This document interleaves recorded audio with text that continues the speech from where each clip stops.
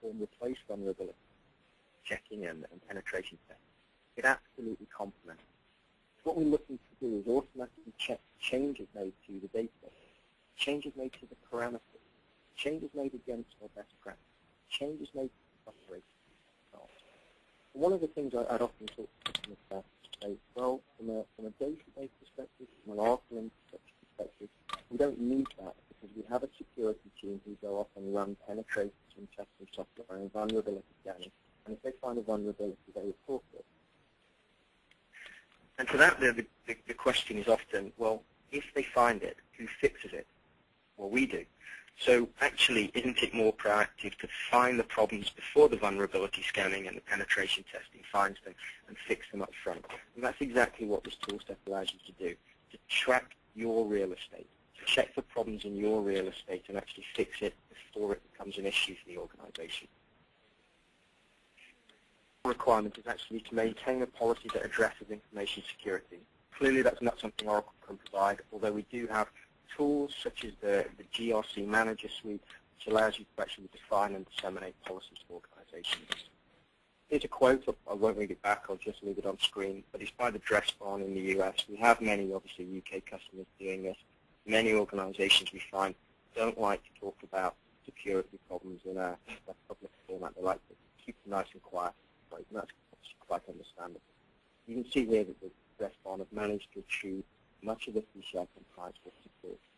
And you know, the encryption technology is also very important for many areas of PCI. One of the things we didn't talk about earlier is you can encrypt data in a database.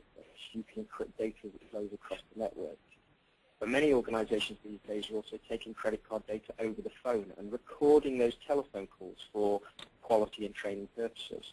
That information needs to be encrypted as well. So you need to think about how things like that can be done. And clearly, from an Oracle perspective, we also allow storage of files and encryption of those files. I just wanted to close the session off really thinking about the fact that it's not just PCI. There are many legislations across the globe. The EU, we're seeing strengthening of the EU Data Privacy Act. We already know that telcos, for instance, now have to disclose loss of data across Europe, much the same way as happens in America. We expect that will start coming to other areas inside Europe as well. Given everything that's been happening inside the banking industry right now, we're clearly going to expect another raft of legislation to come out there.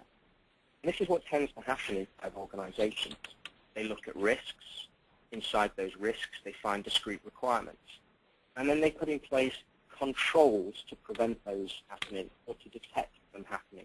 So we have the idea of preventative controls, stop something happening, detective controls, actually detect something happening, but also the elements like compensating controls. So we may not be able to technologically prevent something, but we can put something in place to help.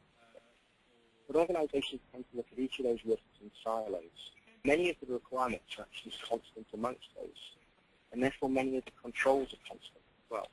So actually what we'd like organizations to do is develop a core platform that addresses common requirements, solve the risks for all of those. And that's one of the key things we feel we've got from an Oracle perspective is technology that allows you to have a secure platform that will solve whatever the risks are, whatever the compliance, whatever the regulatory requirements you have coming out of. So with that, I'd like to hand back to Alistair to finish up. Thank you. Thanks, Jeff. So yeah, we've run through there our view of PCI and areas where we believe we can help. The key thing for you as credit card vendors is that you really must be compliant with it. Any company that transmits, stores, or processes credit card information must be compliant. The fact that this compliance is not a one-time deal. Yes, you have to get compliant, but you have to stay compliant, and you have to keep up to date with new standards. One thing about the new stuff that's coming up, obviously, is that very little of it is around the data itself. So if you actually apply some of the technology we've been talking about here, you can be confident that that is not a wasted investment. That sort of thing is going to be required forevermore. But it's also not just a siloed problem. PCI, whilst they are driving you to do something, there is broader benefit here. If you actually take the PCI standards, which are very explicit, then you can apply that across the whole of your organization and probably address the security requirements that are coming from many other areas. The good thing about PCI is the fact that it is so explicit. I talked to a number of customers, particularly in public sector, that have the CASG on their backs. And the security guys there, they say, right, you want us to secure this. Is this, how about this? And the guys say, no, it's not good enough. What do I need to do? Can't tell you if that's secure. At least PCI are giving you a framework to actually hang on the rest of your security activities. So, as we said all throughout this, Oracle, there is no silver bullet to it to solving this. It's a responsibility that you as organizations have to take on, and there is no single vendor that can actually deliver all of the solutions for you. However, Oracle have got some key components, particularly around the data security and the database security, that can actually help you do this. Do it once, do it where the data is, and actually save and minimize the costs and what you're actually going to do. For more information, as James mentioned at the top there, these standards are totally published. You can get them at the PCI Security Standards Council, and that's a good place to keep on top of in terms of what's there, what's new, what's coming up. In terms of more detail of what you can apply from an Oracle point of view and how it applies and how it maps onto the various PCI requirements, we actually do publish a checklist on OTN, Oracle Technology Network, and the link is there. So these slides will be made available to you, so you'll be able to see these. Okay. So if you have any more questions, please push them into the box and we will address them.